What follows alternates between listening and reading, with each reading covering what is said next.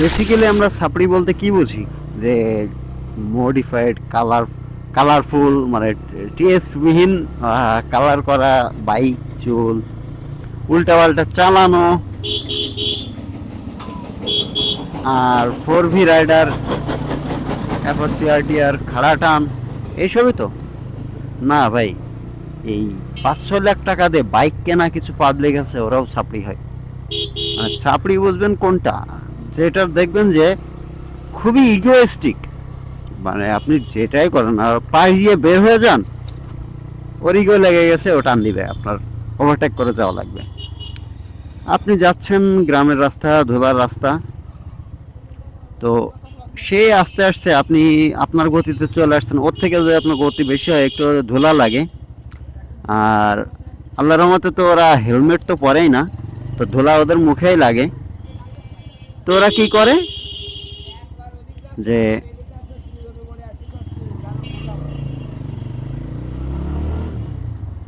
ধুলা লাগলে ওরা আপনারা ওভারটেক করে আপনার ধুলা খাওয়ার ব্যবস্থা করবে। আমি কতদিন হয়েছে আমার সাথে এরকম একটা। এখন সাপড়ি এই কারণেই বলছি, আমি গেছি এক জায়গায়, ঝিনাইদহ সাইডেই, তো এখানে রাস্তা সংস্কারের কারণে সাইড দিয়ে একটা অল্টারনেটিভ রাস্তা রয়েছে, ওইখান দিয়ে যাচ্ছি, তো ধুলার কারণে একটা জিক্সার এসএফ বাম সাইড থেকে উঠলো। আমি একটু দূরেই আছি, তো এইখান থেকে মেন রোড এত দূরে, তো আমি আমার গতিতে আসছি। এখন ওরা উঠছে, তো ওর গতি আর আমার গতি তো এক না ভাই। তা আমি যখন ওরা ওভারটেক করে গেছি, তখন দেখা যাচ্ছে একটু ধুলা লাগছে। তো ও করছে কি, কিছু দূর আসার পরে আমার সামনে এসে আরো জোরে টেনে ধুলো দিয়ে ভরায় দেওয়ার চেষ্টা করছে। এখন ভাই রাস্তায় চলতে গেলে ধুলা লাগবে স্বাভাবিক, আর আমার হেলমেট অল টাইমই মাথায় থাকে, আমি হেলমেট ছাড়া চালাইতে পারি না। বিশেষ করে আমার চোখে বাতাস লাগলে আমার চোখে পানি ঝরে, তো সেই ক্ষেত্রে আমি হেলমেটটা ইউজ করি, যাতে আমার চোখ দিয়ে পানি বের না হয়। তো আমার ওই সময় হেলমেট রয়েছে, শীতের সময় হেলমেট না পরা মানে বোকামি। আমি কিছু বললাম না। তো কিছুক্ষণ যাওয়ার পরে মানে গেলাম, ওইভাবে ধুলা দিয়ে গেল, মেন রোডে উঠে যে, তো আমি আমার গতিতে আসছি, মোটামুটি আমি জাস্ট রিল্যাক্স মুডে আসছি। আর ওরা ওভারটেক করে যে বামে ফিরে আমাকে দেখছে, তা আমি রেসপন্স নেই, আমার কোনো রেসপন্স নেই, আমি আমার মতো আসছি।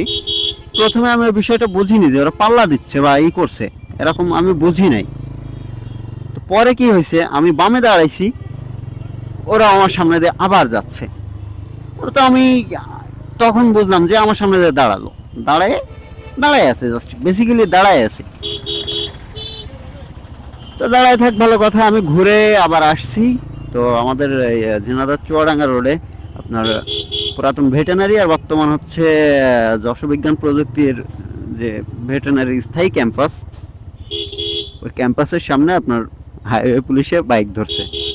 আর ওই সাপড়ি রোডটার এই কারণে বলছি, ওদের ধরেন না আছে হেলমেট, না আছে বাইকের রেজিস্ট্রেশন, কোনোটাই নাই। নিউ বাইক নিয়ে ওইভাবে হুটহাট টান দিচ্ছে আর ওইভাবে মজা নিচ্ছে। তা আমার তো ভাই ওই 150 সিসি বাইকের যে ওর গতি আমার গতি একরকম হবে না, আমি ওর সাথে পাল্লাও দেবো না। আর এই অবস্থা, তো পাল্লা না দিয়ে আমি আসছি, ও আমার পিছ আসছে। আমার মোটামুটি হাইওয়েতে উঠলে দেখা যাচ্ছে যে 50-60 এরকম গতিতে আমি আসছি রিল্যাক্স মুডে। সামনে যে দেখি যে আমার ওভারটেক করে গেল, আর ঠিক হাইওয়ে পুলিশের বাতাস লাগাই দিল আরামসে।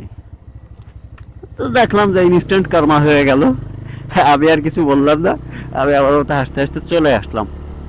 আর আমারে দেখে তো ডাউনও দিল না, আমি চালাই আসছি, আমারে দেখে তো ডাউন দিল না। স্বভাবত দেখাচ্ছে হেলমেট থাকার কারণে আমার ডাউন দিল না, কিন্তু সাপড়ি দুইটারে ঠিকই ধরে দিল।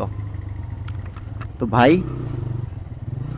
5-6 লাখ টাকা দিয়ে বাইক কিনতে পারো, কিন্তু 4-5 হাজার টাকা দিয়ে একটা হেলমেট কিনতে পারো না, এটা উচিত না। তো সবার উচিত বাইকের আগে ড্রাইভিং লাইসেন্স এবং হেলমেটটা বানানো, মানে ড্রাইভিং লাইসেন্স বানানো, হেলমেটটা কেনা। এটা তার সেফটির দিকেও ভালো, আবার পোকামাকড় এসবের থেকেও উপকার দেয়, চোখে মুখে যায় না। ও ভালো থাকবেন, সুস্থ থাকবেন, আল্লাহ হাফেজ।